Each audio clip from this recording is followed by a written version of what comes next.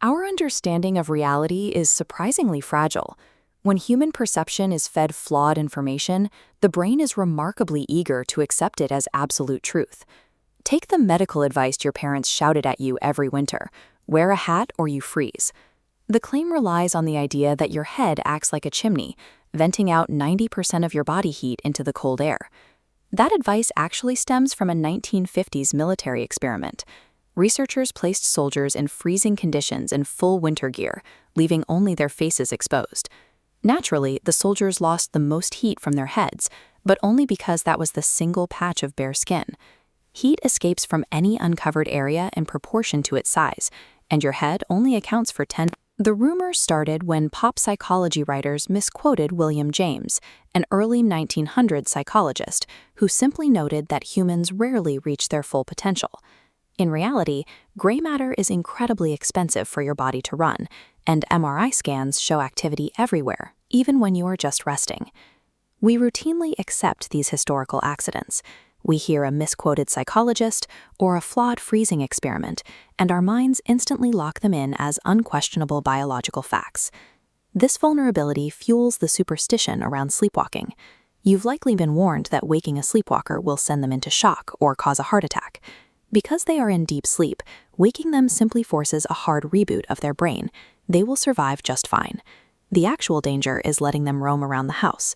Or consider the anatomical error that was likely printed right in your middle school biology textbook. Generations of students were taught that the deoxygenated blood inside human veins is blue until it hits the oxygen in the air. An optical illusion tricks our eyes when looking at our wrists. Human blood is always red, but because blue light has a shorter wavelength, it scatters more easily when it hits your skin's surface, reflecting a bluish tint, while red waves penetrate deeper. All of these are accidental misinterpretations, but it raises a critical question. If our brains are eager to accept a simple trick of the light as biological reality, what happens when someone weaponizes that vulnerability on purpose? The jump from a harmless classroom myth to an engineered corporate strategy relies entirely on our brain's willingness to blindly trust what we see. That willingness to trust is the foundation of planned obsolescence. Planned obsolescence is a highly engineered economic strategy where manufacturers deliberately design products to break, effectively turning you into a lifelong renter of your own possessions. The strategy traces its origins back to the 1920s lightbulb cartel. Early light bulbs were incredibly durable and could last for decades, which was great for the consumer, but a complete financial disaster for the manufacturers. So the major companies secretly colluded to engineer their own products to fail. They strictly capped the lifespan of a bulb at 1,000 hours, innovating not to improve the technology, but to guarantee its death. Today, this tactic has evolved into perceived obsolescence. Your current phone might make calls and take photos flawlessly, but it is deliberately made to feel outdated the moment a new model drops, with 3 cameras and a shiny titanium finish. The tech companies are exploiting the halo effect. The halo effect is a cognitive bias where the brain takes one positive physical trait, like a sleek new exterior, and uses it as a mental shortcut to falsely assume every other feature of the phone is vastly superior.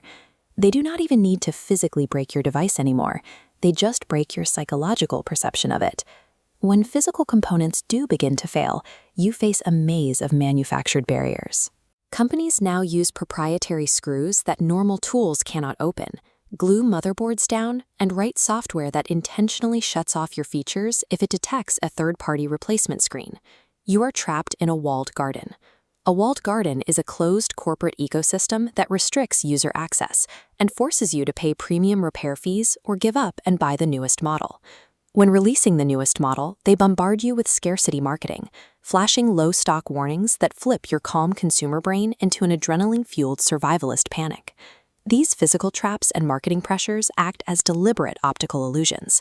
They hide the actual simplicity of the technology in order to override your critical thinking. But the most effective trap requires no physical parts at all. The silent killer of your personal electronics is the routine security software update. This chart displays a smartphone's processing speed abruptly plummeting the moment a new software update is installed. Tech companies optimize this heavy new code exclusively for their latest hardware, which silently forces your older processor to choke, causing your apps to lag and your battery to drain in hours. This daily friction makes you a victim of hyperbolic discounting. Hyperbolic discounting is a psychological bias where the brain prioritizes instant gratification over long-term patience. As this morphed graph illustrates, your personal savings take a sharp drop when you buy a $1,000 replacement just to escape the frustration of a lagging keyboard. You trade a massive amount of your future wealth simply to escape the immediate friction of a device they purposefully slowed down. The mechanics of deception are identical. Whether it is a biology textbook convincing you your blood is blue, or a tech giant convincing you your 3-year-old phone is obsolete, they both exploit the exact same biological glitches in human perception. Once you recognize these illusions, you can refuse to play the game of artificial decay. If you found this video helpful, a like and subscribe is always appreciated. Let me know in the comments if you want a part 2.